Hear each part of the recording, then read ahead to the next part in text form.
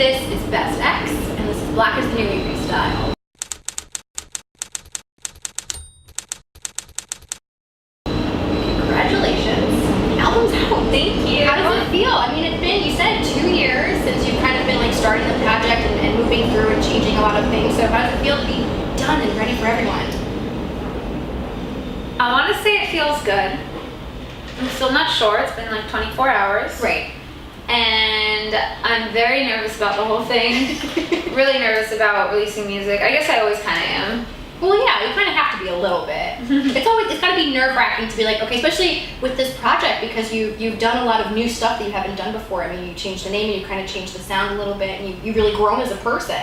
Yeah. So it's got to be kind of scary to be like, okay, here it is. Yeah, I think it would be significantly less scary if we just did the same thing again.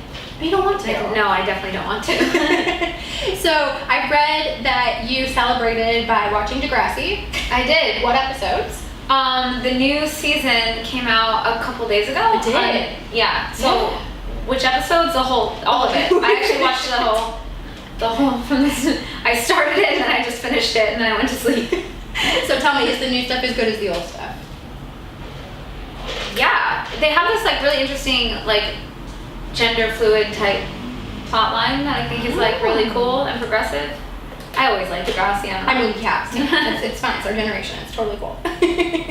So tell me what, I guess, the process was like this time around, because as we kind of said, you really had to kind of go through a lot of changing points and deciding whether you should do it this way or the old way. So what was that process like? Yeah, well, our contract with Bridge 9 was up, and we were looking for labels, and we went on Warped Tour and stuff, and during that process, I was really thinking about like what I wanted to do, what I was looking for in a label, and I decided to self-release it in America, which is also really scary because now I'm just in charge of everything. So I'm in charge of who doesn't do good. But I started going to the studio very slowly. One of my friends set me up with a producer who's really good. His name is Alex, and we just started casually working on things and really hit it off, and we're like, okay, let's finish a record and see who will put it out. And then he was kind of like, you know, I think you should self-release this. I don't think you should wait around to find a label. And I think that, I mean, financially you make more money if you self-release it. True. But, you know, I'm not in it for the money, so that was like the littlest piece of like what I was concerned about. But he's like, you know, I really think that you could do something really great if you self-release it. And so I was like, all right, let's just give it a shot.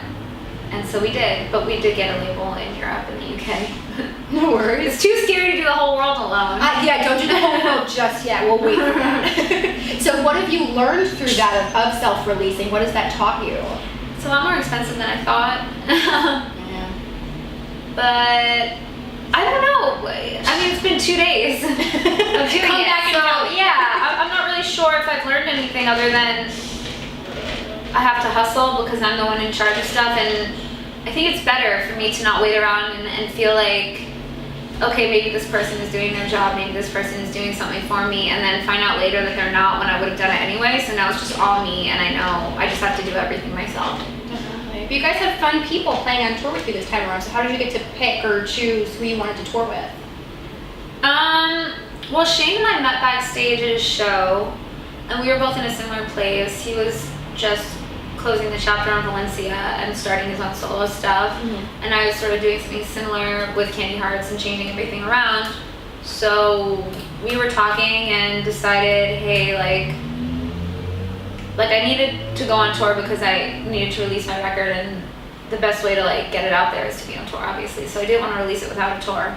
So we decided to just go try to go out together. That's awesome. So finally, for people who are kind of in your situation where they've been playing something for a really long time and they're thinking about, you know, trying to move on or do something different, or even just, you know, a simple name change, what advice would you give to them if they're struggling with trying to figure out what to do next?